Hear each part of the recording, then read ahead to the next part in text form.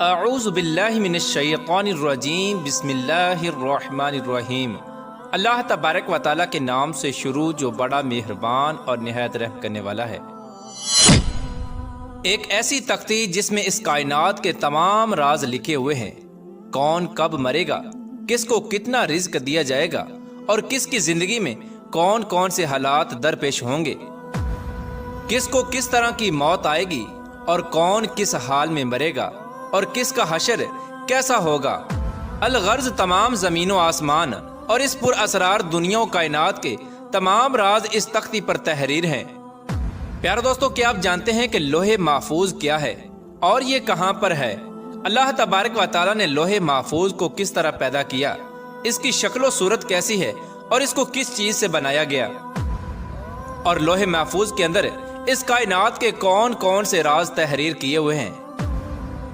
اور جب اللہ تبارک و تعالیٰ کسی کام کا ارادہ فرماتا ہے تو اس کام کو کیسے سر انجام دیا جاتا ہے، اور لوح محفوظ پر اللہ تبارک و تعالیٰ نے کس فرشتے کی ڈیوٹی لگائی ہوئی ہے، اور کیا لوح محفوظ میں لکھی ہوئی تقدیریں بدلی جا سکتی ہیں؟ پیارے دوستو، ان تمام تر سوالات کے جوابات قرآن و حدیث کی روشنی میں آج کی اس ویڈیو میں ہم آپ کو بتائیں گے، لہٰذا آپ سے گزارش ہے کہ ہماری اس ویڈیو کو اینڈ تک ضرور دیکھیے گا۔ پیارے دوستو، جس طرح اللہ تبارک و تعالیٰ کی وحدانیت پر اور اللہ تبارک و تعالیٰ کے تمام رسولوں پر ایمان لانا ضروری ہے، اس طرح اللہ تبارک و تعالیٰ کے فرشتوں پر، لوح محفوظ پر، عرش و کرسی اور قیامت کے قائم ہونے پر بھی ایمان لانا ضروری ہے۔ لوح ایک عربی زبان کا لفظ ہے جس کا مطلب ہے تختی، اور محفوظ اسے کہتے ہیں جس کی حفاظت کی جائے۔ پیارے دوستو، روایات میں آتا ہے کہ اللہ تبارک و تعالیٰ نے زمین و آسمان کو تخلیق کرنے سے 50,000 سال پہلے لوح محفوظ کو تخلیق فرمایا۔ اللہ تبارک و تعالیٰ نے جب قلم اور لوح محفوظ کو تخلیق فرمایا تو اللہ تبارک و تعالیٰ نے قلم کو حکم ارشاد فرمایا کہ لکھ، تو قلم نے اللہ تبارک و تعالیٰ کی بارگاہ میں عرض کیا، یا رب العالمین کیا لکھوں؟ تو اللہ تبارک و تعالیٰ نے ارشاد فرمایا کہ اس کائنات کی ابتدا سے لے کر انتہا تک تمام تر معمولات کو لکھ دے۔ تو قلم نے اللہ تبارک و تعالیٰ کے حکم کے مطابق لوح محفوظ پر تمام تر معمولات کو لکھ دیا۔ پیارے دوستو، لوح محفوظ وہ تختی ہے جس میں تمام انسانوں کی تقدیریں لکھی ہوئی ہیں۔ اس کائنات کی تخلیق سے لے کر اس کائنات کے فنا ہونے تک ہر چیز اس میں لکھی ہوئی ہے، لہٰذا آج تک جو کچھ اس کائنات میں ہوا ہے اور قیامت تک جو کچھ بھی ہوگا وہ تمام کا تمام اس لوح محفوظ میں لکھا ہوا ہے۔ اور لوح محفوظ تمام مخلوقات کی پہنچ سے بالا تر ہے، کوئی بھی انسان یا شیطان اس تک نہیں پہنچ سکتا۔ جیسا کہ بخاری شریف کی حدیث ہے کہ حضور پاک صلی اللہ تعالی علیہ وآلہ وسلم نے ارشاد فرمایا کہ اللہ تبارک و تعالیٰ نے لوح محفوظ میں ہر چیز لکھ دی اور آسمان و زمین کو پیدا کیا۔ اور قرآن پاک کے بہت سارے مقامات میں بھی لوح محفوظ کا ذکر ملتا ہے، جیسا کہ اللہ تبارک و تعالیٰ سورہ بروج میں ارشاد فرماتا ہے، بلکہ یہ قرآن ہے جو لوح محفوظ میں لکھا ہوا ہے۔ قرآن پاک کی اس آیت کریمہ سے پتہ چلا کہ قرآن پاک بھی لوح محفوظ کی تختی پر لکھا ہوا ہے، اور ہمارے پاس جو قرآن پاک موجود ہے یہ وہی قرآن پاک ہے جو لوح محفوظ میں تحریر کیا ہوا ہے۔ اور ایک دوسرے مقام پر اللہ تبارک و تعالیٰ قرآن پاک میں ارشاد فرماتا ہے، اور ہم نے ہر چیز لوح محفوظ میں شمار کر رکھی ہے، یعنی اللہ تبارک و تعالیٰ نے ہر چیز کو اس جہان میں واقع ہونے سے پہلے ہی لکھ دیا تھا۔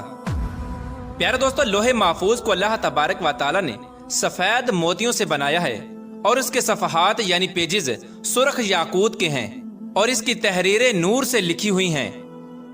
جیسا کہ حضرت ابن عباس رضی اللہ تعالی عنہ سے روایت ہے کہ نبی آخر الزمان حضرت محمد مصطفیٰ صلی اللہ تعالی علیہ وآلہ وسلم نے ارشاد فرمایا کہ اللہ تبارک و تعالیٰ نے لوح محفوظ کو سفید موتیوں سے پیدا کیا، اور اس کے صفحات یعنی پیجز سرخ یاقوت کے ہیں، اور اس کا قلم نور کا ہے، اور اس کی لکھائی بھی نور کی ہے۔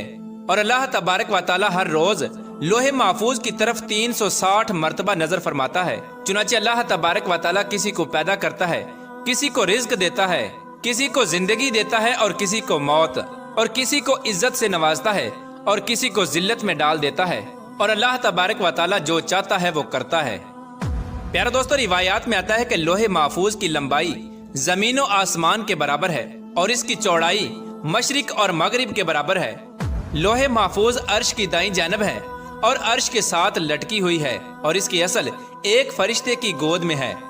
حضرت ابن عباس رضی اللہ تعالیٰ عنہ بیان فرماتے ہیں کہ لوح محفوظ کے سینے پر بطور ٹائٹل یہ الفاظ لکھے ہوئے ہیں کہ اللہ کے علاوہ کوئی عبادت کے لائق نہیں، اس کا دین اسلام ہے، اور محمد صلی اللہ تعالیٰ علیہ وآلہ وسلم اس کے بندے اور رسول ہیں۔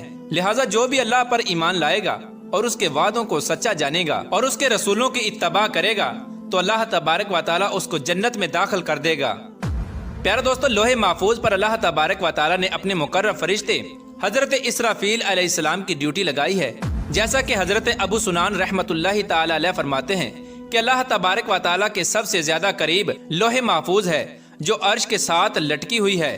جب اللہ تبارک و تعالیٰ کسی شے کا ارادہ فرماتا ہے تو لوح محفوظ میں لکھ دیتا ہے، تو یہ لوح محفوظ حضرت اسرافیل علیہ السلام کے ماتھے کو آ کر ٹکراتی ہے، جبکہ حضرت اسرافیل علیہ السلام اللہ تبارک و تعالیٰ کی عظمت کی وجہ سے اپنے سر کو جھکائے ہوئے ہیں اور اپنی نظروں کو نہیں اٹھاتے۔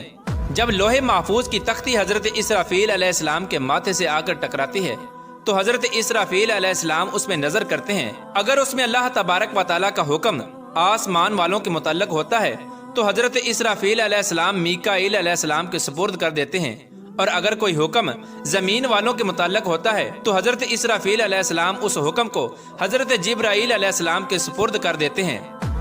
بس سب سے پہلے روز قیامت جس چیز کا حساب ہوگا وہ لوح محفوظ ہوگی۔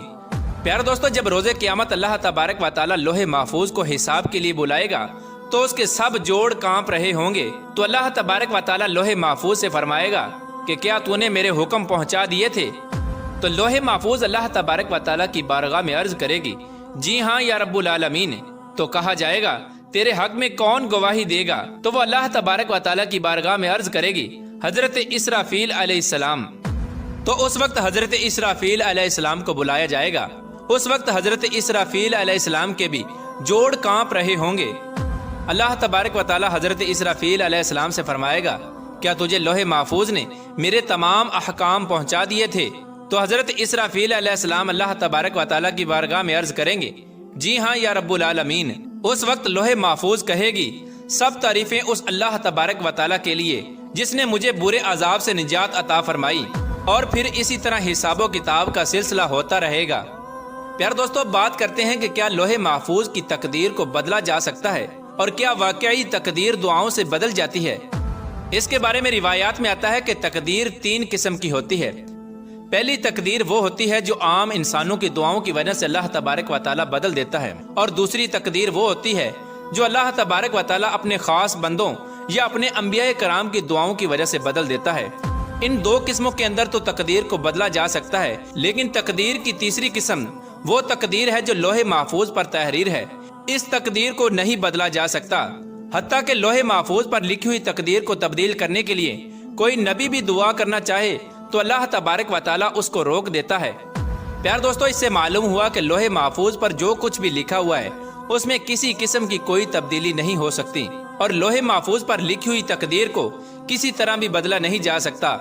البتہ کچھ تقدیریں ایسی ہوتی ہیں جس کو اللہ تبارک و تعالیٰ صحیفوں کی شکل میں فرشتوں کو عطا فرماتا ہے، تو وہ تقدیریں اللہ تبارک و تعالیٰ کے نیک بندوں، اولیاء کرام اور اللہ تبارک و تعالیٰ کے انبیاء کرام کی دعاؤں سے تبدیل ہو جاتی ہیں۔